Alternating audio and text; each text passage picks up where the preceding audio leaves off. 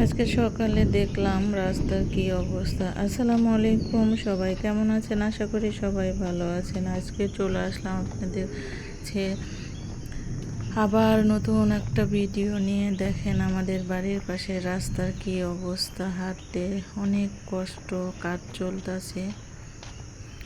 দেখেন মসজিদের চারিধার দিয়ে ফুল গাছ, রাস্তার কাজ চলতেছে, মানুষ হাঁটাহাঁটি করার অনেক কষ্ট।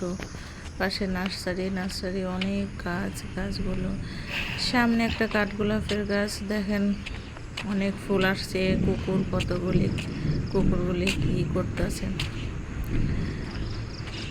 এই যে কাঠগোলাপের গাছ, অনেক ফুল কাঠগোলাপ গাছে,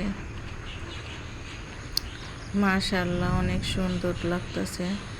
দেখেন কুকুর সামনে দাঁড়ায় আছে।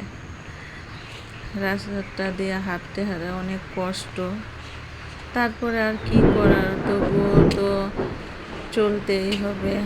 কারণ যেহেতু আমাদের সুবিধার জন্যই তো রাস্তার কাজ করতেছে, যেন আমরা ভালোভাবে হাঁটতে পারি, কাদা ধুলাবালি কাদা না থাকে।